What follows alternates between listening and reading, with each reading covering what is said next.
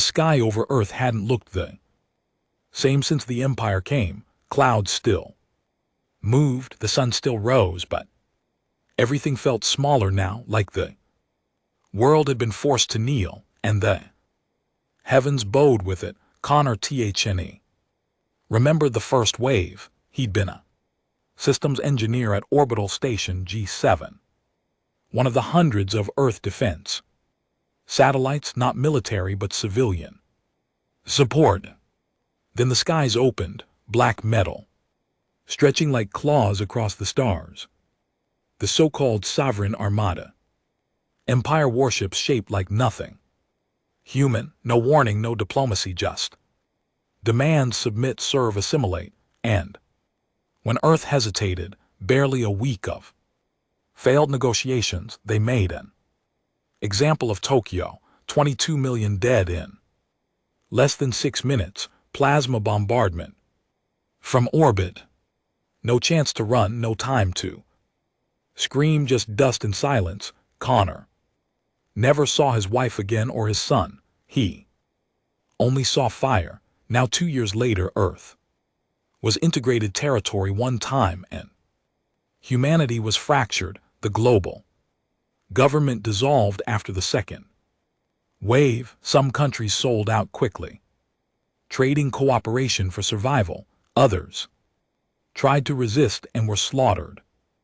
Every major city now had a sovereign governor overseeing it. Most humans bowed their heads, worked in the factories, ate what they were given, lived quiet, obedient lives, but not Connor. He hadn't spoken to another human face to face in 9 months. Not since he disappeared off the grid after bombing a supply line in the Siberian wastes. He'd watched the outpost burn from a snowy ridge, fists clenched, body shivering, heart dead. That outpost processed fuel cells for the Sovereign fleet. Its destruction was a pinprick, meaningless in the grand scale of the war, but it was the only thing that had made him feel alive since losing his family. Now deep beneath the Appalachian ruins, inside a forgotten military bunker no satellite could scan, Connor stared at the flickering hologram. Before him, the map showed Sovereign deployment routes, movements, weaknesses. He wasn't alone anymore.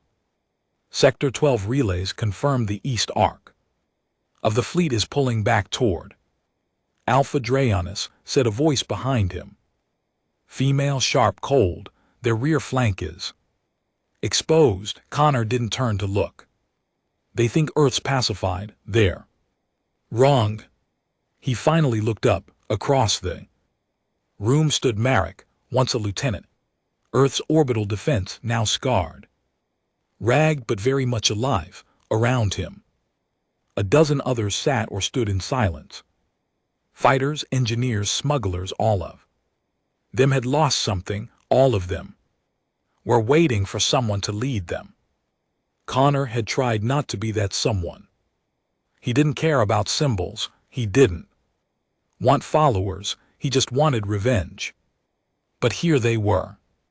We hit the relay station in orbit, he said, stepping toward the map. We cut their comms, then hit the terraformer unit in Brazil, forced them to reroute resources, get them scrambling. One of the younger men, a wiry scout named Nico, shifted nervously. They'll retaliate hard. We don't have the strength for full confrontation.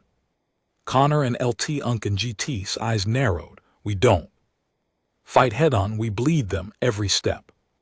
They take on our soil. We make them regret it. Another pause. The silence in the room wasn't fear. It was weight. These weren't soldiers anymore. They were ghosts. Shadows, survivors of a war most had already lost. They destroyed Earth once, Connor said. Quietly, they broke our spine and pissed on the ashes, but they forgot something. He turned, his voice rising like the heat of a long dormant fire. We're Human, we don't kneel forever. The map flickered again, and a new signal pulsed across the display, an Empire cargo ship entering low orbit. Unescorted. Connor grinned, prepped the launch deck. Tonight, we remind the Empire who they're dealing with. They came expecting obedience. They're about to meet war. The room pulsed red as sirens went. Silent, leaving only the low hum of engines buried beneath 2 miles of rock and steel. The old Cold War-era bunker hadn't been built for spacecraft, but over the past year it had been reshaped by desperate hands with stolen parts. Every bolt, every relay, every strip of shielding had been taken from scavenged crash sites or black market deals made with blood and secrets. It was crude, barely functional, but it could fly. Connor stood in front of the hangar bay doors. Gear strapped tight, pulse steady. He didn't feel nerves anymore, not since Tokyo. He'd passed the point of fear. Now there was only calculation. Merrick approached with 2 men. Juno, a quiet explosives expert with half a face burned off, and Eric, a broad-shouldered brute who used to work for a sovereign approved security corps before defecting.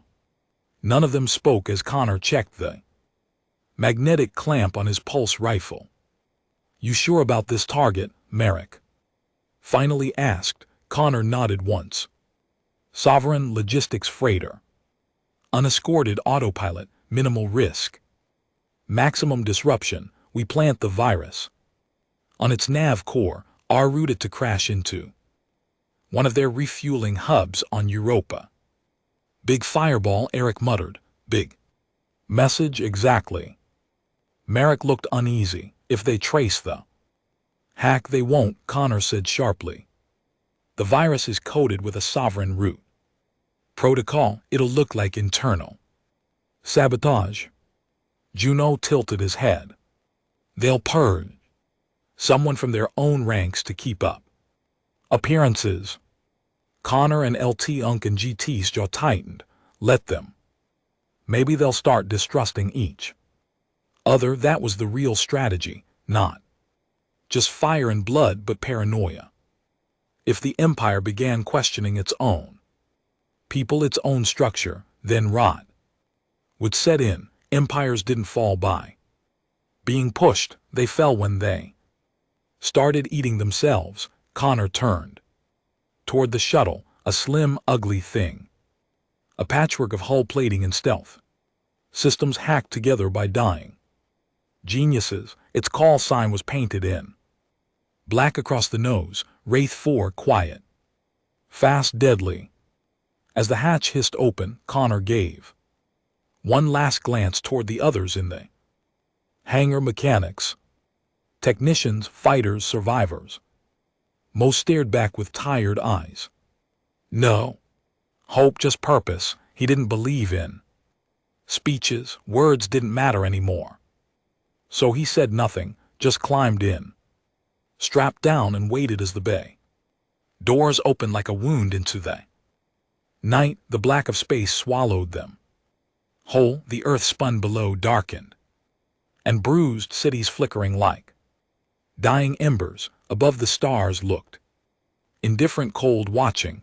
Inside the Wraith, Eric flew tight and low, keeping their signal shadowed behind the curvature of the planet. No beacons, no chatter, just radio silence and the rhythm of breathing. Connor sat beside Juno in the rear, watching the readings spike slowly as they neared the cargo ship's outer perimeter. It was a behemoth, a sovereign freighter built for bulk, half a kilometer long, sluggish but armored like a tank. If it had been crude, this would have been suicide. But this one was on automated routing. No heat signatures, no escorts. Just cargo and machines, which made it perfect.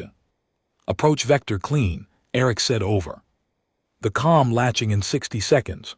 The Wraith spun slowly, belly up, and extended its docking claws. The claws were old mining equipment, now modified to puncture the Sovereign's hull and establish an override link. A shudder rocked the small ship as the claws clamped down. Juno was already moving, carrying the viral implant in a reinforced case. Connor followed, rifle ready, though the likelihood of contact was minimal. They entered through a maintenance shaft. One Juno cut open with a thermal arc tool. The air inside the freighter was sterile and cold. Lights flickered as systems registered the intrusion, but no alarm sounded. The autopilot AI had no defensive protocols, not for something like this. As they moved through the narrow corridor, Connor couldn't help but think how clean it all was. Too clean. The Empire loved perfection. Their ships felt more like hospitals than military crafts. No human design quirks, no dirt, no life. It made him sick. At the navcore, Juno knelt and began to work. Wires snaked out. Interfaces glowed. The virus, a synthetic data parasite built by a rogue AI programmer who died during a raid 6 months ago, slithered its way into the system like a snake in water. Upload 20%, Juno murmured. No resistance. It's accepting the signal. Connor kept his eyes on the hallway, rifle raised. He hated this part, the waiting, the silence. His thoughts always found their way back to that day. The flames, the screams that cut off too fast. Tokyo was supposed to be a city of peace. His wife Lena had been teaching at the university. His son Marcus had just started kindergarten. They never had a chance. Just a blinding flash, a shockwave, and ash. Upload complete, Juno said. Connor exhaled. Good, let's move. They backtracked through the shaft, sealed it behind them, and disengaged the docking claws. The Wraith spun away into the black systems, re-engaging. The freighter remained still, unaware of what had just happened. It had 20 minutes before it veered off course and slammed itself into a Sovereign refueling depot near Europa. The explosion would wipe out half their fuel stock in that region. It wouldn't win the war, but it would buy time and fear. As Eric guided the Wraith back toward Earth, Connor stared out the viewport. Stars blinked silently. Somewhere out there, millions of Sovereign troops were gathering, strategizing, preparing to crush the last sparks of rebellion. They didn't know the fire was just starting. The debrief was short. Connor didn't care for protocol. The mission succeeded. No casualties, minimal exposure. That was enough. He walked through the lower levels of the base, past the medbay, past the storage units, where young recruits trained in silence. No simulated combat, no VR and NBSP. Just knives, dirt, and discipline. In the command room, Merrick was waiting. We intercepted a Sovereign broadcast, he said quietly, tossing a data chip to Connor. He slotted it into the table console. The hologram flickered to life. A Sovereign governor, scales glittering under harsh white light, one of the reptilian breeds, eyes cold, voice dry. We are aware of the recent sabotage, it said. Rest assured, those responsible will be eradicated. Earth is not a battlefield, it is a colony. Order will be restored. The recording cut. Connor didn't blink. They're scared, Merrick nodded. For the first time since the invasion. Connor leaned against the table, arms folded. We need to go bigger. Merrick raised a brow. Europa is a major target. What's bigger than that? Connor and LT Unc and GT's voice dropped low. We hit The governor's tower in Chicago. Merrick didn't speak right away. That's suicide. Only if we go in loud. You're talking about deep core infiltration of a fortified alien base. That's not resistance work. That's assassination. Connor didn't look away. Exactly. There was a long pause. Merrick stared at him, measuring the man, weighing the madness behind his eyes. Then finally, he gave a slow, grim nod. I'll start pulling files. That night Connor lay in his bunk, eyes wide open, staring at the steel ceiling. He hadn't slept in 2 days, maybe 3. It didn't matter. He reached under the thin mattress and pulled out a worn photo, crease torn but still intact. Lena holding Marcus, both smiling at some park he could barely remember now. His hand trembled slightly as he touched the edge of the picture. I'm sorry, he whispered. He'd survived. When they didn't, he'd kept breathing while their lungs burned. That guilt never left, would never leave. But maybe if he could bring this empire to its knees, even just for a moment, it would mean something. He tucked the photo back beneath the mattress and sat up. Tomorrow they'd start planning the most dangerous mission yet. And if it killed him, so be it. He'd already died once in Tokyo. The morning came without sunlight. In the bunker's war room, surrounded by cold walls and colder eyes, Connor stood before a projection of Chicago. What was left of it, the old skyline still jutted into the clouds, cracked and scorched, but standing. But the city was no longer human, not truly. Sovereign architecture now impaled it like a parasite feeding on a dead host. At the center stood the governor's tower, obsidian black, 300 m tall.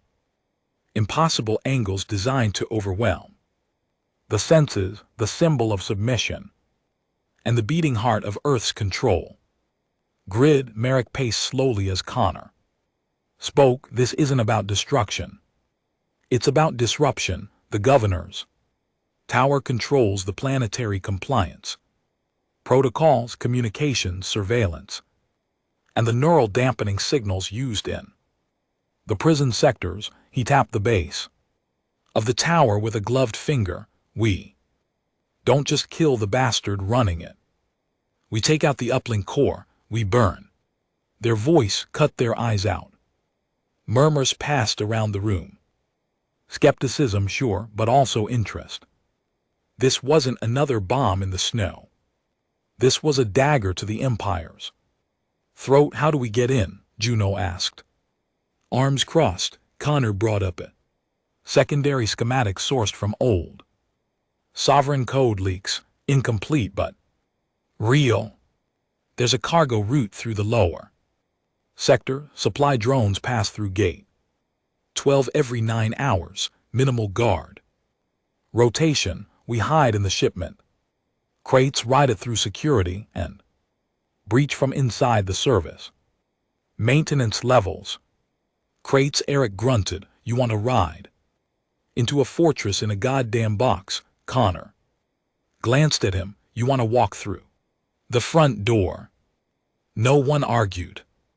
Merrick stepped forward, dragging a cigarette between 2 fingers. He never lit them, just chewed the end, a nervous tick he hadn't kicked since the Empire melted Berlin. Getting in's one thing, he muttered. Getting out is suicide. The tower sealed tighter than a vault. Once security kicks in, we're not all getting out, Connor said plainly. That's not the goal. Silence fell. That was the moment it turned real. No bravado, no heroism, just the brutal math of rebellion. Some would die so others could push forward. Connor continued. 4% team me. Juno, Eric, and N. At the back of the room, Nara leaned Forward, she was silent most of the time, mechanic, sniper, ex-prisoner. Rumor was she'd taken out a sovereign enforcer with a shard of glass and a hunger for revenge. Her eyes held no hope, just purpose. We breach the core, Connor said. Juno plants the data bomb. Eric guards the hallway. Nar and I handle the tower level. Once the core goes dark, sovereign units across the continent will lose coordination for at least 3 hours. That's our opening to hit additional targets, spread the chaos. Merrick looked him over. You sure you're ready for this? Connor didn't answer. He had nothing left to be ready for, nothing to wait for. The only thing that kept his heart beating was the thought of standing in front of the enemy that had taken everything and watching them fall. Night before the op, Connor walked alone through the bunker's lower levels, past the generators, past the growing makeshift graves marked only with steel plates and carved initials. He found himself in the firing range. The lights were low, the air reeking of oil and ozone. He picked up a battered sidearm from the bench and checked its chamber. Old Earth tech, untraceable. He fired once, the recoil barely registered. You ever wonder if we're just prolonging the inevitable? Merrick's voice came from behind, calm, low. Connor didn't turn. You think we should just roll over? I think we already lost. We're just dragging the funeral out. Connor finally looked at him. I'd rather die fighting than live like a dog. Merrick nodded. Yeah, me too. He paused. But what happens if we win, Connor? What's left? Connor looked away. I don't know, he whispered. But at least it'll be ours. 6 hours later, they were crammed into shipping crates, waiting to breathe. Inside, the box was dark, cramped, and dead silent, except for the soft hum of the lift system. Connor could feel Eric's presence behind him, shoulder to shoulder, breathing steady. Juno sat cross-legged, tapping into the encryption feed with a miniature pad, watching the signal interference in real time. They'd boarded the drone transport near Old Detroit, piggybacking a scrap shipment of synthetic fuel. The crates were coded to sovereign inspection tolerance thanks to Merrick's stolen access key, but if a single number was off, the crate jerked as it moved. They were inside. Connor and LT Unk and GT's body tensed. Instinct screaming. He hadn't been this deep into enemy territory since the first year of the war, when he and Lena had tried to evacuate refugees through an abandoned orbital tube and watched it collapse in plasma fire. No orders, no rescue, just the Empire's idea of diplomacy. The crate hissed, then light spilled in. They were in a supply hold, dark, cold, and automated. No guards, just drones humming along rails. Juno moved first, quiet, fluid. He scanned the area, nodded once, then moved toward the access panel near the maintenance tunnel. Connor followed, rifle raised, heart pounding in his ears. It wasn't combat yet, but it was close. Once they crawled through the vent shaft and dropped into the maintenance corridor, the walls changed. They weren't just metal, they were alive. Wires pulsed like veins. Surveillance orbs floated quietly through the air, scanning without emotion. Remember, Connor whispered, no noise unless we have to. They moved in staggered formation. Eric took the rear, Juno in the center with the data bomb strapped to his back, and moved ahead, scouting, eyes cold and alert. The sovereign design made human movement difficult. The hallways were narrow but twisted in unnatural curves. It was like walking through a creature's spine. They passed through 4 junctions, disabling the drones with Junos. Interference bursts at the 5th. Corridor Nar raised a hand, footsteps. Connor froze, a sovereign patrol, 3. Soldiers, tall skeletal figures in silver armor, their weapons were arc. Lances, deadly up close and far worse at range. Nara turned, raised 2 fingers.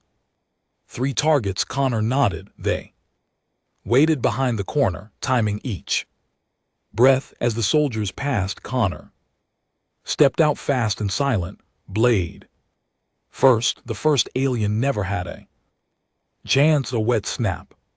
The second raised its weapon, but Nar's suppressed sidearm barked once. The third turned, and Eric crushed its head with a steel pipe he'd pulled off a wall panel. It was over in seconds. Connor stood over the bodies, breathing heavy. No alarms. They dragged the corpses into the vent and kept moving. The uplink core chamber was unlike anything human. A massive column of shimmering energy pulsed in the center of a vertical shaft. The walls glowed with cascading data. The neural dampening array hummed above like a god's heartbeat. This was it. Juno moved fast, setting the charges. The data bomb was a virus, yes, but also a detonation trigger. Once the code unraveled the encryption, it would overload the uplink and send a feedback loop through every sovereign system on Earth. They'd be blind for 3 hours. That's all they needed. Connor turned toward Ingo with Eric. Secure the stairwell, buy us time. They nodded and vanished down the corridor. He stayed with Juno, watching the man work. Each keystroke felt like a countdown. How much longer, he asked. 3 minutes. Soft hum echoed through the chamber. Then a cold voice in the air. Human. Signatures detected. Core compromised. Alerting security. Connor and LT Unk and GT's blood froze. They were out of time. Speed it up. Juno's fingers flew. Almost. A thunderous slam shook the hallway. Eric's voice crackled in the calm. We got company. Connor moved to the doorway and peeked. Down the stairwell came sovereign soldiers. More than 6, maybe 10, all armed fast. We hold here, he shouted. Juno didn't flinch. 90 seconds. Connor opened fire. The hallway lit up in pulses of blue. Aliens fell. Others surged forward. Eric roared as he smashed through 2 with sheer mass. Nara fired calmly like she was born for this. Connor ducked a lance. Shot rolled behind cover, popped up, and put 2 rounds into a sovereign's throat. It wasn't enough. They were coming fast, too fast. 10 seconds. Juno shouted. One of the soldiers reached the doorway. Lance raised and Juno slammed the detonation pad. The core flared. Scream echoed, not from a throat but from the very walls. Lights exploded. Systems sparked. The floor trembled. Then silence. Connor turned. The uplink was dead. Smoke rose from its core. The shimmer was gone. He smiled through blood. We did it. Juno collapsed, coughing. We need to go now. Connor pulled him up and ran toward the stairwell where Eric and Nar were barely holding ground. They ran. No plan, no extraction. Just fire behind them and a crippled Empire in their wake. Smoke poured from the stairwell as the team ran. The Sovereign Governor's tower shook with internal failure, ribs collapsing around a dying heart. Sparks spat from wall seams. Systems shorted out with electric shrieks. What was once a monument to fear now cracked and bled like the Empire's arrogance. Juno was limping. The feedback surge had hit him hardest. His neural stabilizer fried mid-upload. His jaw was clenched, blood dripping from his ear, but he didn't complain. Connor had one arm around him, rifle in the other. Eric and Nar led the way, clearing the path forward with short bursts and brutal strikes. They were past strategy now, this was survival. As they reached level 23, a maintenance deck half consumed by fire, In paused. Back pressed against the wall, hand raised, she peeked around the corner. Then ducked back fast, blockade 4. Sovereign's heavy armor, alternate route. Connor barked, she shook her head. This is the last corridor to the utility shaft, everything else is locked down. Connor and LT Unk and GT's mind raced. That shaft was their only exit, a vertical tunnel that ran from the tower's central power stack all the way down to the underground tram tunnels which connected to the old sewer system. Merrick had mapped it weeks ago. It wasn't guarded. It wasn't even officially listed, but if they couldn't reach it, they were dead. We go loud, Eric said simply, checking his remaining charges. He had 3, just enough. Connor locked eyes with him. You sure? The big man grinned, a bloody, exhausted grin. They came to our world with fire. Let's give it back, before anyone could argue. Eric charged around the corner and roared, an animal sound that echoed down the steel corridor. The Sovereign soldiers turned. Too late. He threw the first charge and dove forward. It exploded midair, ripping one of them apart and knocking the others off balance. Then Eric was among them. No subtlety, no cover, just fists, fire, and fury. He took 2 down before the third drove a lance through his stomach. Connor turned to run, but Juno grabbed his arm. Wait, Eric was still fighting. He tore the lance free, screamed, and shoved his last charge directly into the Sovereign's chest. The alien tried to pull back, but Eric held him tight. Tell your emperor I said hi, he hissed. The hallway lit up with a white hot blast. The shockwave knocked them off their feet. The walls buckled. Smoke swallowed everything. When it cleared, only ash and metal remained. Eric was gone. Connor forced himself to his feet. His hands were shaking. His chest felt hollow. No time to mourn. Not here, not now. He led them through the charred corridor, over scorched bodies, and toward the shaft. They pried the grate open and slipped inside. It was tight, narrow and vertical. Metal rungs led downward into darkness. Juno went first, one-handed. Connor followed, rifle slung. Nar took the rear, covering them, down and down. They climbed. The farther they descended, the cooler the air became. The light grew dimmer. The tower faded. Above them, a dying god retreating into the clouds. When they reached the bottom, Connor dropped to the grated floor and looked around. The tunnel ahead was wide, built decades ago to ferry maintenance trams during Earth's golden age. Now it was flooded in parts, rusted in others, but it was untouched by sovereign occupation, hidden in plain sight. They ran. The extraction point was buried beneath an abandoned train depot outside the city limits. Merrick had parked a crawler there, a low-profile armored vehicle disguised as an old mining rig.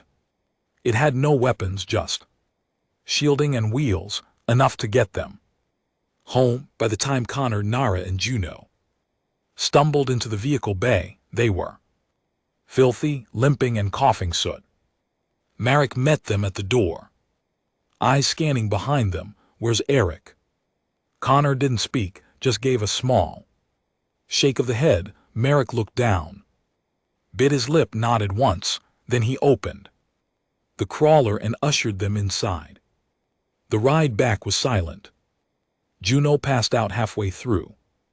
Feverish and pale, his neural damage was worse than expected. Connor held pressure to his wound, keeping him awake long enough to stabilize his vitals with the last stim they had. Nara sat across from him, arms crossed, face blank.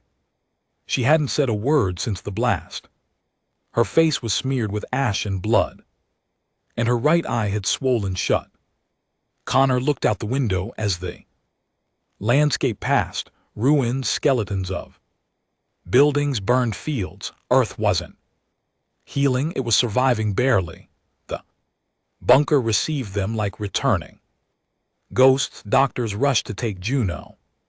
Mechanics swarmed the crawler. Soldiers, who'd barely spoken to Connor before now, stood aside in silence as he passed. Some with clenched fists, others with hollow eyes. They knew what this mission had cost. Inside the war room, Merrick lit a cigarette. For real this time? No chewing, just fire and smoke. We intercepted multiple sovereign distress calls, he said. The core is dead, coordination systems offline, security protocols corrupted. He looked up. They're blind. Connor, you did it. Connor nodded, sat down, rubbed his face with blackened hands. He didn't feel victorious, just tired. So what now? Merrick asked. We move, Connor said, fast while they're bleeding. Merrick nodded slowly. I've already got strike teams hitting data centers in France, orbital relays in Argentina, and supply lines in the east, but they'll adapt soon. Connor looked him in the eye. Then we hit them again, harder, until there's nothing left. Merrick blew out a long stream of smoke. You're turning into what they fear the most. Connor didn't respond. Maybe he already was. That night Connor sat alone in the engine room, a quiet corner where the heat kept the cold out and the machines hummed like lullabies. He pulled the photo from beneath his armor, creased and fading. Lena, Marcus. He stared at their smiles for a long time. I made them hurt, he whispered, but it's not enough. He thought of Eric, his last words, his grin, the fire Connor had led them into the heart of the beast, and they'd won, but at a cost that bled deeper than flesh. He leaned back against the wall, eyes heavy. Sleep came like a thief, dragging him into memories too painful to stay awake. For meanwhile, across the planet, the sovereign empire reeled. The Chicago uplink wasn't just a communications tower. It was symbolic, a declaration of dominance. Now it was a crater in the vast command halls of the Empire's lunar control ship. The sovereign high warden stared at a blank data stream with his 7 eyes narrowed. In rage, he turned to his subordinates. How many of them are left? We don't know. The human network is fragmented, spread across old cities and underground ruins. They adapt unpredictably. The warden's mandibles clicked. They are vermin. He stepped forward. Then it is time to cleanse the nest. He activated a new protocol, one not yet used on Earth, Project Oblivion. Back in the bunker, as dawn broke in, burnt orange lines across the broken horizon, Merrick approached Connor in the mess hall. Word spreading, he said. You've become the face of the resistance. Connor shook his head. I'm no symbol. Doesn't matter. Symbols don't ask permission. Connor drank his black coffee. No sugar, no milk, just bitter and hot. We need to hit the lunar link next, he said. Merrick blinked. That's insane. They're sending reinforcements from there. Once they adapt to the blind strike, they'll coordinate from orbit. We need to cut the head off the snake. Merrick leaned in, serious. You know they'll throw everything they have at us now, right? Connor smiled. Bitterly let them. Connor had stared at many maps in his life, battle maps, surveillance overlays, colony blueprints, but none of them ever made him feel like this. The hologram in front of him displayed the sovereign lunar control array, a sprawling fortress built into the dark side of Earth's moon. It wasn't just a command hub, it was a superstructure, part station, part weapon. It pulsed with power stolen from 10 conquered systems, feeding an empire that treated Earth like a training ground for tyranny. This was where they coordinated global suppression, where orbital strikes were authorized, where Earth's fate was decided from a distance behind steel and starlight, and Connor Tyne was going to burn it down. This is madness, Merrick said again, pacing behind him. We're not talking about a tower anymore. This isn't Chicago. This is the moon. They'll see us coming the moment we leave orbit. They would, Connor said, if we go through orbit. Merrick stopped. You've got something. Connor tapped a new projection. There's a maintenance tunnel beneath the structure, old mining shaft from when the Empire first carved into the rock. It's been sealed for decades until 2 days ago when our Russian scouts picked up seismic movement. They reopened it to install new gravity compressors. You want to sneak in through a tunnel under a base on the moon? Merrick asked. Flatly. Connor didn't smile. Exactly. And how the hell do we get there without tripping every sensor from here to Mars? Connor pulled up another diagram. A stolen Sovereign shuttle coded with a ghost signature, the same ship Juno hacked from the Europa skirmish before he passed out. It was listed as destroyed. It's not. We just finished rebuilding it. Merrick looked at him, then at the crew list displayed in red beside the schematic. 4 names: Connor Thne Narkryoff Briggs. Crossed out Juno hospitalized. Underneath, 2 names marked as unconfirmed. You'll need a pilot, Merrick muttered. I've already chosen one. Connor found the pilot in the hangar's far corner, hunched under the wing of the stolen shuttle, goggles smeared with grease and oil. His name was Rainier, a bitter ex-cargo hauler who once ran weapons for the Empire before defecting when they burned his outpost just for sport. He wasn't a hero. He wasn't even loyal, but he could fly. You're volunteering me? Huh, Rainier said as Connor approached. Should have known. I finally fixed this bird, and you want me to fly it into the mouth of hell? You want revenge? Connor said, here's your chance. Rainier scoffed. You say that like revenge is satisfying. Connor didn't flinch. It's not. But it's necessary. Rainier stared at him for a long second. Then he dropped his tool. I'll fly. By nightfall, the team was assembled.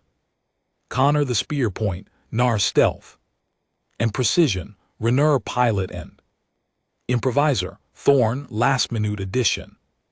Demolitions expert, former sovereign. Enforcer turned traitor, built like a tank, carried pain like a religion. They loaded onto the shuttle in silence. No fanfare, no flag-waving speeches, just the soft hiss of airlocks and the cold embrace of a stolen war machine as they lifted off from the Earth's surface, concealed by atmospheric distortion and interference pulses provided by Merrick's tech team. Connor stared out the viewport. The planet looked fragile, wounded but still alive. It deserved more than slavery. The journey to the moon took hours. The shuttle stayed dark, drifting between satellite shadows, powered only by backup cells to avoid detection. Every Bump every fluctuation made the cabin tense. Once we breached the shaft, Connor briefed them. We split into 2 teams. He nodded to Nara and Renner. You two handle the relay jammers. We need to block all outgoing alerts before we hit the core. Then to Thorn. You're with me. We breach the control center and rig it to blow. Renner tilted his head. And how do we get out? Connor looked him in the eye. We don't. A heavy silence fell. Renner opened his mouth to protest, but Nar cut him off. We knew what this was. Connor nodded. We disable their command array, an NBSP and NBSP, their planetary control, and give Earth a real chance to rise. We don't need to live through it. We just need to finish it. They reached lunar orbit at 400. The stolen ship slipped through the Empire's early warning grid like a phantom, the mining shaft long buried beneath centuries of dust and neglect loomed like an open wound on the moon's surface. The shuttle set down half a kilometer from the entrance. They moved fast. Lunar gravity made each step lighter, but the air in their suits was thin and time was short. Thorn pried open the sealed hatch with an industrial arc cutter. The old alloy gave way with a metallic groan. Inside, the shaft was narrow, cold. The walls were etched with old Empire symbols. Before the Empire grew arrogant back, when it still feared rebellion, Nar led the way, rifle raised. Her movements were ghost silent. Behind her, Renner carried a jammer coil, almost as large as he was. Connor and Thorn brought up the rear, each carrying explosives and EMP mines. After 30 minutes of descent, the shaft split. Jammer uplink is east, Narrow whispered. Control center is west. They split.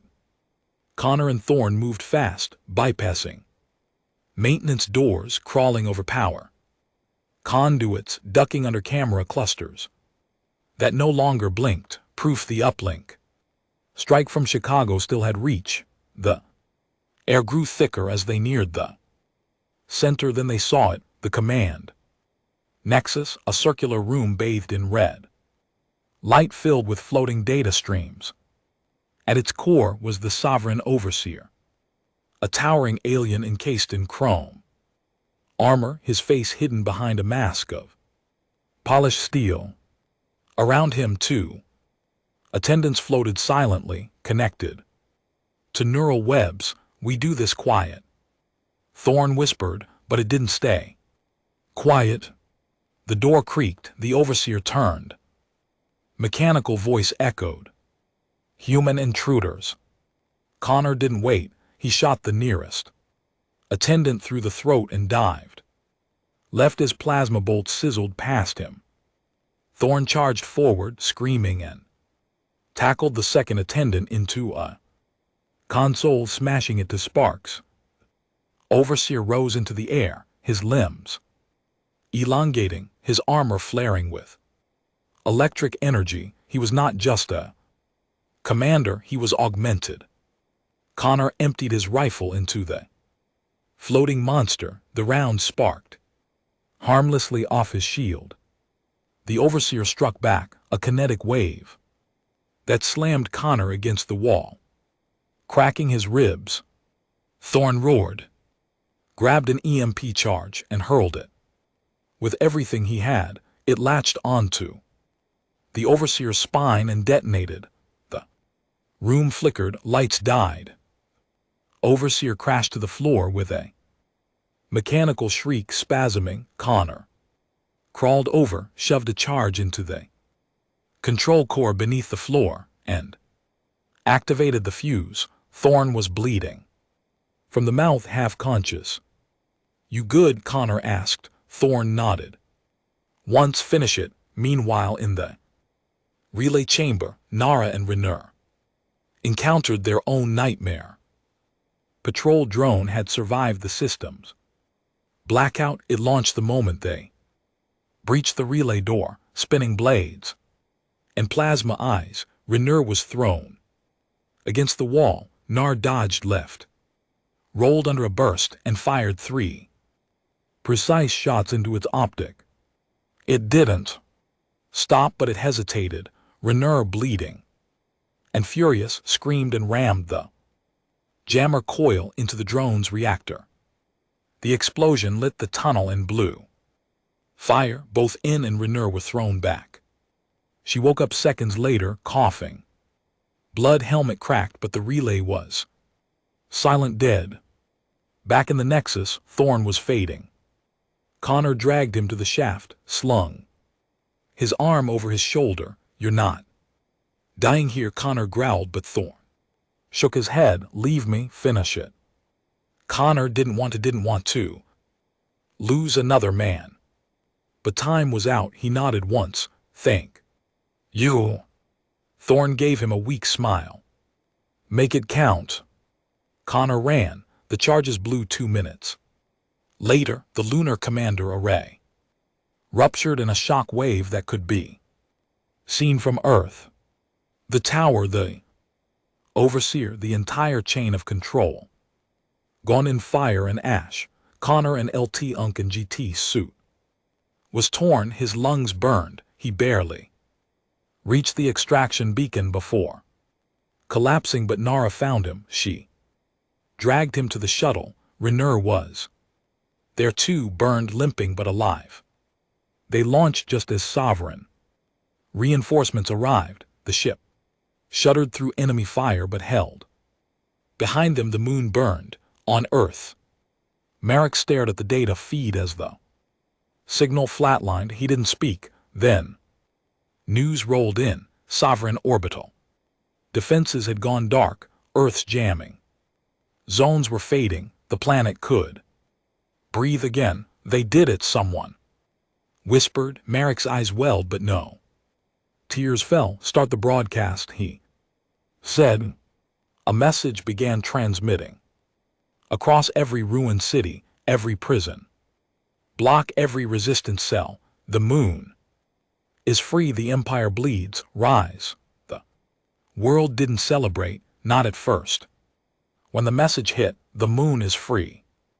The Empire bleeds. Rise," there wasn't applause, no chants, no flags, just silence. And then all at once, movement across the continent's shadows shifted. In New Nairobi, workers in Sovereign biolabs turned their tools into weapons and took over the facility, killing their handlers with lab scalpels. And fire in Old Toronto, prisoners broke free using a smuggled charge, flooding the tunnels in screams and gunfire. In the Siberian mining colonies, exiled humans sealed the shafts with explosives, trapping 3 Sovereign supply officers underground. Within 12 hours, over 200 separate uprisings ignited across the globe. Earth wasn't rebelling, it was reawakening. In the Appalachian bunker, Connor sat with cracked knuckles and swollen ribs, watching it unfold. Marek stood beside him, stunned. "You lit the fuse," Marek whispered. "Now the whole powder keg's going." Connor didn't feel victorious. He felt cold. The transmission from the moon was only part of it. The truth that the Sovereign were vulnerable had broken something deeper than fear. People weren't just resisting anymore, they were killing, and the Empire would answer. "Anything from the sky?" Connor asked. Marek's face darkened. "They're quiet, too quiet." He tapped a button and a grim report loaded on screen. Empire Protocol. Project Oblivion. Connor leaned in. "What the hell is this?" "Worst case scenario," Marek said. "Burn everything that resists. No more governance, no more occupation. Just extermination." Connor stared at the words, his hands clenched into fists so hard his knuckles Correct. Where, he asked, started in southern Africa, targeted scorch zones now.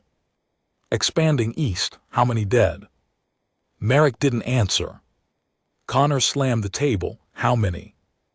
Merrick looked away, over 6 million in under 4 hours. The screen flickered, another feed came. In live footage, a city once called Durban, now a crater of flame, Empire. Drones descended like black rain, vaporizing entire blocks. There was no warning, no evacuation, just heat and silence. Connor stood up shaking. This isn't war anymore, it's slaughter. Merrick nodded. And it's only the beginning if we don't break their offensive line before oblivion spreads continent-wide. Connor didn't need the rest of the sentence. Earth would be ash. Hours later, in the war chamber, resistance commanders from all over Earth flickered into focus via hollow links. Some were military, some barely soldiers, all were desperate. Connor stepped up, the man who bombed the tower, the man who came back from the moon, the man people now followed. He looked at each face and spoke clearly, with no rehearsed lines. We don't have the numbers, we don't have the tech, and if we keep fighting, scattered will be gone in a week. Silence. Oblivion has already taken millions. They'll purge the planet, then move on. Like we were a failed experiment. We cannot let them decide how humanity ends. He leaned forward, so we give them something they don't expect. One last offensive, coordinated, relentless. We hit their central control hub in the Amazon basin, their last orbital uplink facility. It's shielded, guarded, buried beneath a fortress, but if we take it down, we shut off their last connection to the fleets. The Oblivion command codes go dark. A grizzled rebel leader from Cairo barked, and how the hell do we breach a fortress like that with sticks and bullets?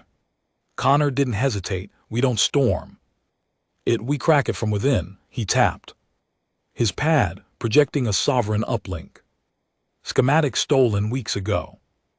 We found a hole, a pressure valve built into the coolant system that feeds the planetary AI. We overload it, massive power spike. It'll cook the system from the inside, disable the uplink, and with that we cut Oblivion's leash. Another rebel spoke. You're saying the AI burns and the orders die? Connor nodded. I'm saying we rip their heart out. Murmurs across the feed. Then the Cairo commander grunted. What do you need? Connor looked into the camera. Everything you've got. In the days that followed, the world went underground. Convoys moved by moonlight. Fighters traveled across oceans in stolen freighters. Weapons were salvaged from ruins built in basement or scavenged from fallen sovereign corpses. The plan was madness. Hit the Amazon hub with 3 strike teams, each converging from different directions, all timed to the second. Connor would lead Alpha Team straight into the main coolant shaft. Nara and Renner, barely healed, would run Beta Team, striking the uplink relay and jamming reinforcements. Charlie Team, an alliance of Eastern European resistance fighters, would create a false breach, drawing the Empire's attention away from the real incursion. If it worked, Oblivion would be decapitated. If it failed, the last resistance strongholds would be bombed before nightfall. 2 nights before the strike, Connor sat by a campfire in the jungle outskirts, helmet in his lap, fingers wrapped around a battered flask. Nara approached quiet. You're not sleeping, can't, he said. She sat beside him. He glanced at her. Her face was marked by bruises and soot. Her Right eye still swollen, she looked as tired as he felt. "You think we'll make it?" she asked. Connor hesitated. "I think we've already lost too much to stop now," nodded. They sat in silence for a long time. Then she said, "After this, if there's still a world left, what then?" He didn't answer for a while, then quietly, "Then we start over without them." The day of the strike came wrapped in gray clouds and tension. Alpha Team moved through the jungle on foot, every step deliberate. Sovereign scout drones flew overhead, their buzzing blades slicing through the canopy but jamming signals from Beta Team masked the human signatures just long enough. When they reached the coolant shaft, Thorn's replacement, an ex-miner named Drex, set the charge. Connor looked down the black tunnel, steam rising from the depths. "Once this goes, everything above collapses," Drex said. "Good," Connor replied. "We're not here to take prisoners." "Just a question," Drex muttered. "You think they'll remember us?" Connor looked up towards the invisible sky. "They won't have the chance." Inside the shaft, everything wire of chemical rot and scorched metal. Sovereign engineers scurried along rails, unaware of the human ghosts moving through their fortress.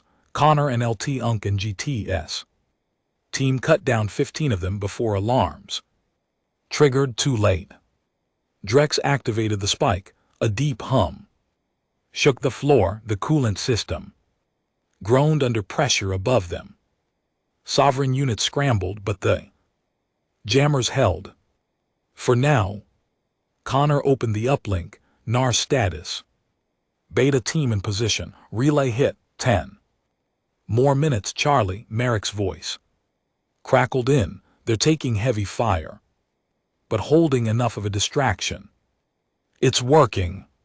Connor closed his eyes. Just a little longer. But then a new signal pierced the comms. Sovereign override. The AI was trying to reroute Oblivion through an auxiliary uplink. "Damn it. Renner, listen. The AI is adapting. You have to destroy the whole relay, not just jam it, overload it." Renner's voice was strained. "We're still inside." Connor didn't blink. "Then get out or don't, but finish it." The line went dead. He stared at the console. Then light.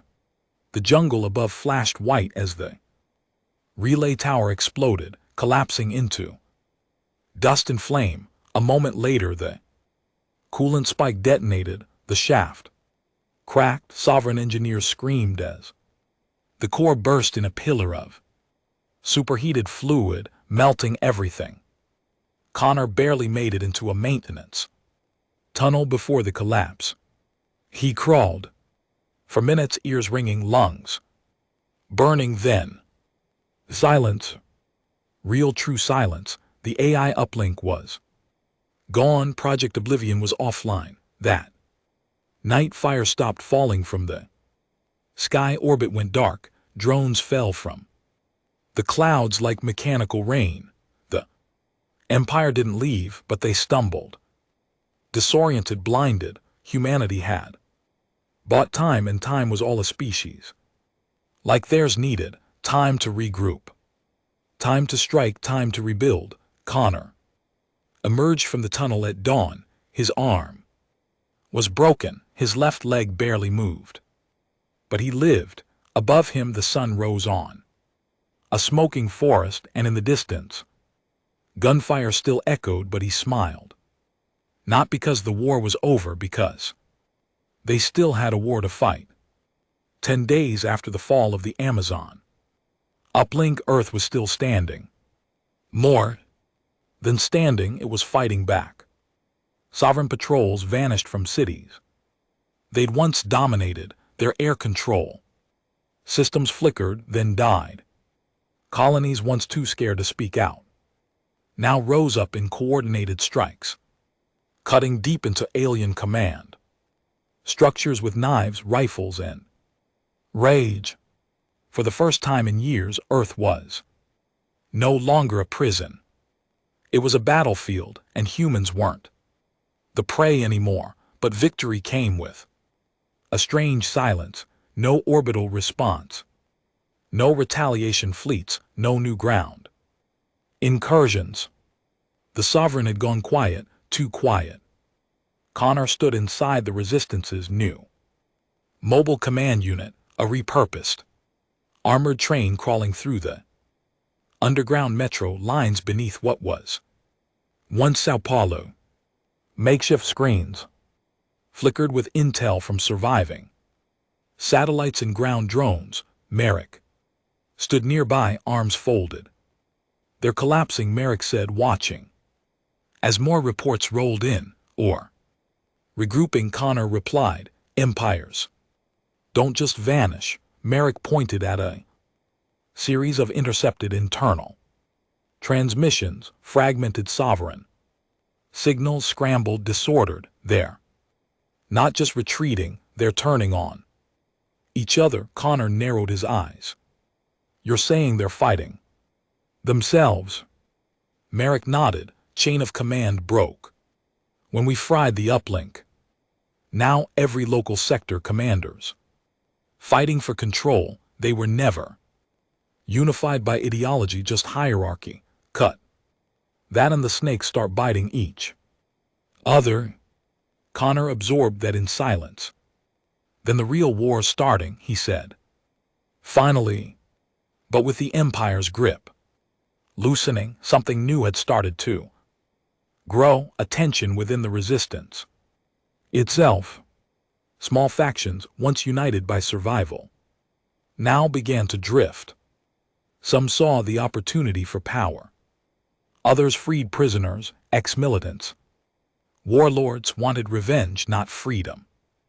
And some began whispering that Connor himself was becoming a liability, too driven, too focused, too willing to sacrifice lives to win. One of those voices was sitting across from him now, sipping from a chipped mug, like they weren't arguing over the soul of the planet.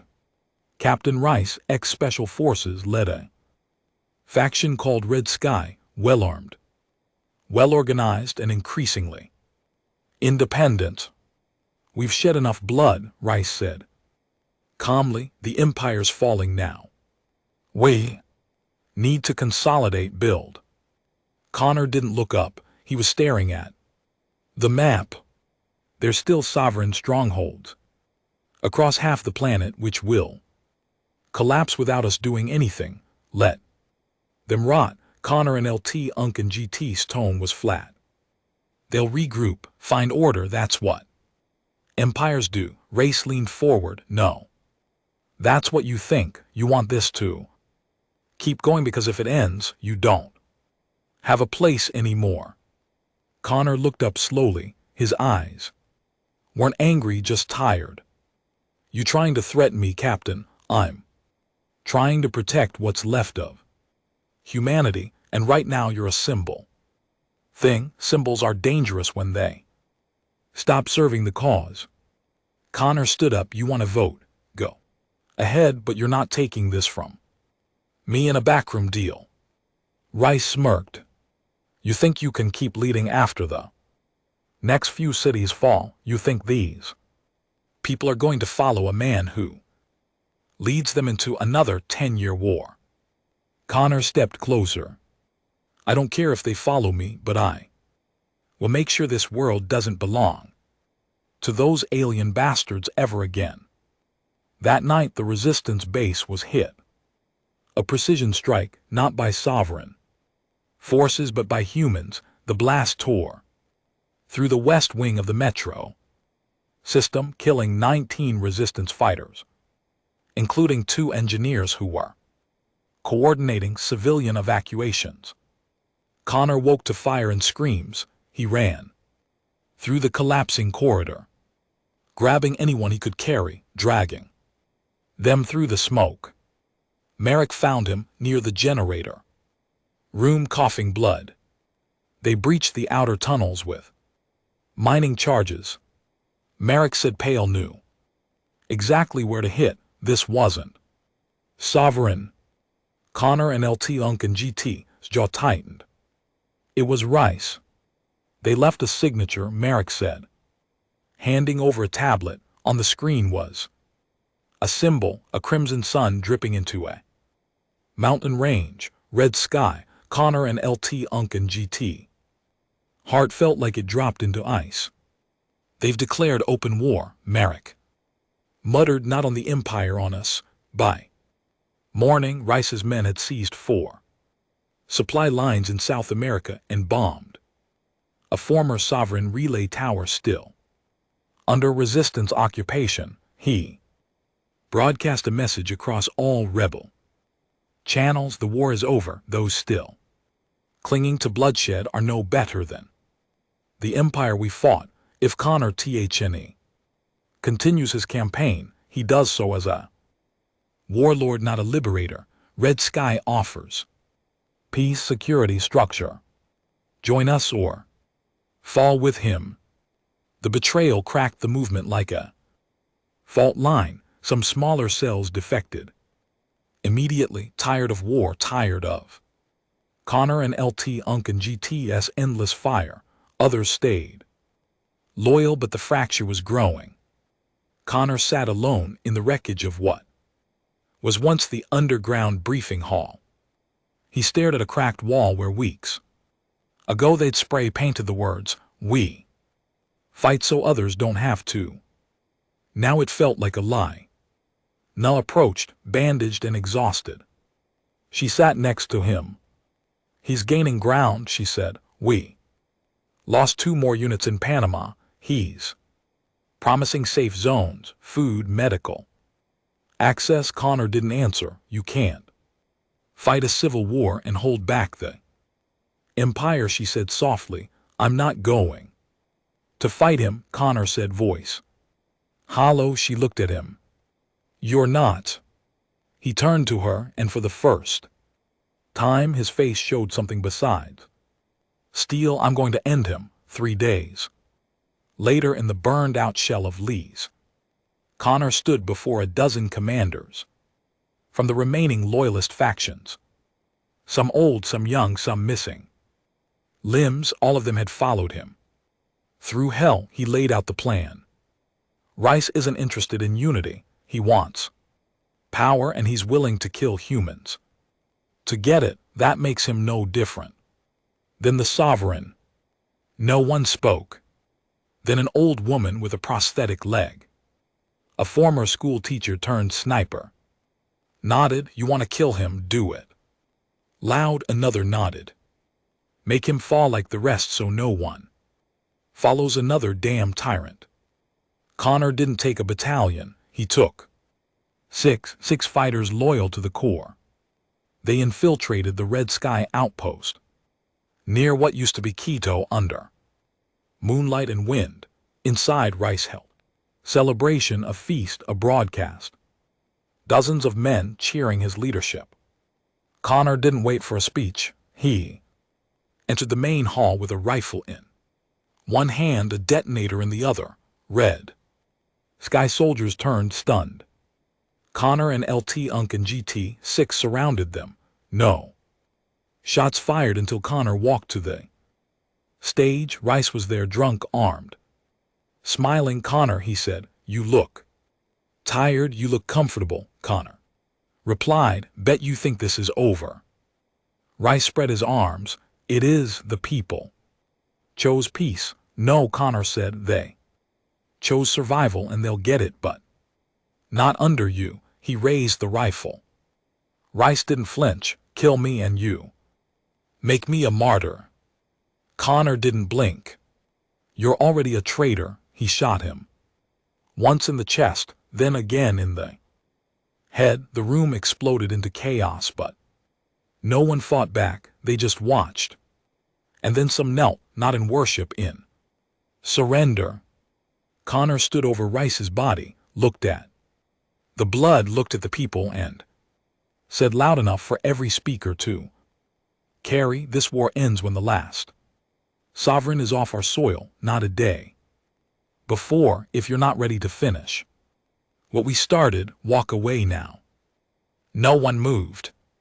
That night Connor returned to the command train. Merrick looked up as he entered. Civil War is over, he asked. Connor dropped the bloodied rifle on the table. For now, what about the Empire? Connor looked out the viewport where the stars hung like judgment. There next. 1 month later, the sky over Earth finally bled black. The last of the sovereign fleet had arrived, not to occupy, not to govern, but to eradicate. Oblivion's failure had triggered an older, deeper directive, Protocol Exos 9. No more containment, no more diplomacy. Complete planetary annihilation. 15. Colossal dread ships orbited above, each larger than Earth's continents, built to hollow out worlds and strip them bare. Death, not with missiles but with silence. They didn't need to invade. They only had to wait. Once the orbital cannons were charged, Earth would be vaporized sector by sector, city by city, until the world was just another scar on the sovereign star maps. But humanity wasn't finished. Not yet. Inside the new Resistance Command station dug into the remains of Mount Weather in North America, Connor stood at the heart of chaos. Screens buzzed with countdowns. Explosive engineers loaded the last of the anti-orbital warheads. Pilots reviewed schematics of sovereign dread ships taken from years of stolen data. Commanders barked orders. Merrick stepped beside Connor, his face pale and lined. They're aligning for planetary fire, he said. 24 hours, maybe less. Connor and LT, Unk and GT, eyes were locked on the dread ship schematics. Then we strike first. Merrick scoffed. You mean we die first? Connor didn't flinch. Same difference. If we hit the core reactors of even 3 of those ships' chain reactions will destabilize the fleet's orbital balance, could knock the others out of formation. That's a could, Connor. That's not strategy. That's suicide. Connor finally turned to him. I'm not asking you to come. I'm asking you to give the rest of Earth a chance. This isn't about me anymore. Merrick looked down at the floor. You always knew it would end like this, didn't you? Connor didn't answer. He just walked. The launch deck was carved into the side of the old mountain range, exposed to the cold, sharp wind. 3 black Serap's modified sovereign dropships stood prepped and ready. Human hands had re-engineered their systems, armed them with Earth-made plasma cores, and painted their hulls matte black to vanish against the stars. Connor boarded the first. Nara was already inside, seated with her gear checked and eyes empty of fear. Raynor was at the helm. We got clearance from the outer jammers. We go up through the polar blind spot. No guarantees we don't get blown out of the sky on entry. Connor strapped in. We've had worse odds, Raynor grunted. Can't argue that. In the second Seraph, a strike team of 30 volunteers waited, former prisoners, soldiers, scientists, even a kid barely old enough to shave. All of them had seen too much, lost too much. In the third, Merrick stood by the cargo bay, holding the detonators and overrides. Connor had begged him not to come. Merrick came anyway. If you're going to hell, he'd said, you'll need someone who knows the back door. As they broke atmosphere, fire greeted them. Sovereign scouts spotted the Serap's mid-climb. Laser volleys ripped through the clouds, chasing the rebels into the vacuum. Raynor flew low and fast, dodging debris and feedback storms left from the moon's Previous destruction, smoke trailed. Behind them, one engine caught flame. But he kept going. The first dread ship came into view like a floating mountain, miles wide covered in armor plates and solar sails. Connor stared at it through the viewport. That thing could swallow cities. Raynor checked his instruments, plans still. Stands. Connor nodded. Get me to the belly. We breach at the power core. The Black Seraph slammed into the dreadship's underside like a hammer. Magnetic claws engaged, plasma torches cut through hull plating. The breach began. Inside the Seraph, Connor loaded his rifle, looked at Nara, said nothing. She gave a sharp nod. They both knew what this was. They both knew it didn't with survival. Once the breach opened, chaos poured in. Sovereign soldiers met them head-on, blade armed, enhanced, monstrous. But humanity wasn't fighting to win anymore. They were fighting not to be erased. Connor led the charge, rifle blazing, carving a path toward the internal spine of the dreadship. Nar moved beside him like a ghost, picking off enemies with perfect precision. Behind them, human fighters fell one by one, but they kept advancing. No retreat, no surrender.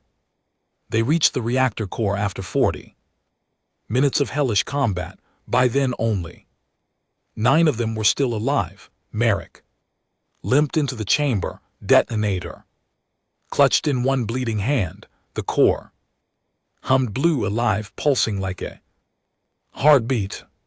It'll take 3 charges, Merrick said, wheezing. And we have 4.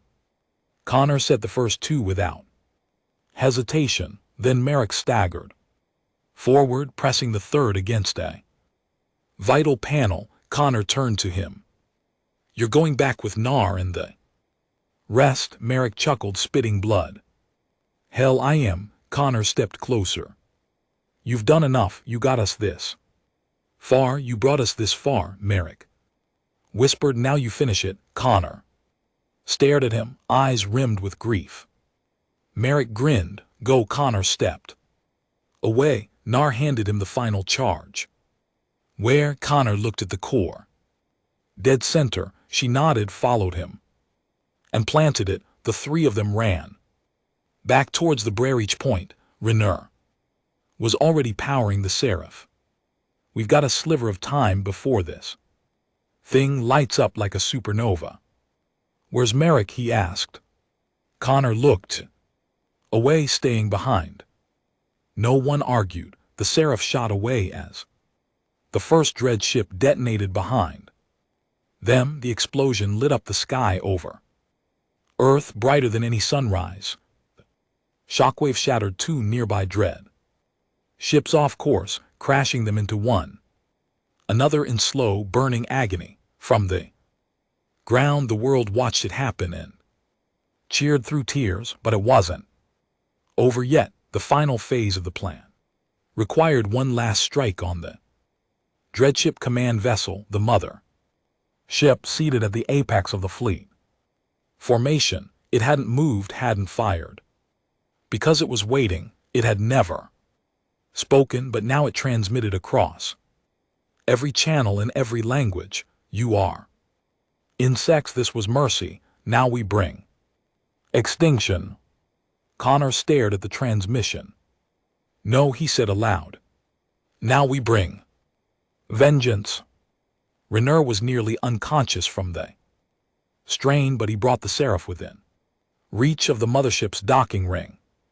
Connor and Nara suited up for EVA spacesuit walk entry. No one else had the strength left. No one else could finish it. Inside the command ship, everything pulsed with sovereign energy. Black holes, crimson light, gravitide fang. Architecture alien, arrogant. They reached the bridge after minutes of climbing through internal shafts, dodging patrols, and moving under the cover of static. And there on a throne, Of steel and silence sat the sovereign. Prime 10 ft tall, eyes like voids. Wrapped in living armor that hissed and moved on its own, it turned to them and said in flawless English, "You could have served. You could have become part of the eternal order." Connor raised his rifle. "We'd rather burn." The sovereign prime rose. The fight was not a battle, it was war. Compressed into seconds, Connor dodged. Energy blasts flanked the monster with firing round after round into its shielded frame, but it didn't stop. It crushed Nara against a pillar. Her shoulder shattered, but she kept shooting. Connor screamed and drove plasma blade into its throat. It roared, flung him back. He hit the ground, blood in his mouth, bones cracked, but he pulled the detonator, held it high, and pressed it. The mothership erupted in flame. The core melted, the throne shattered, and the sovereign prime was no more. From orbit, Earth saw the last dreadship fall like a dying star. The sky went dark. The war was over.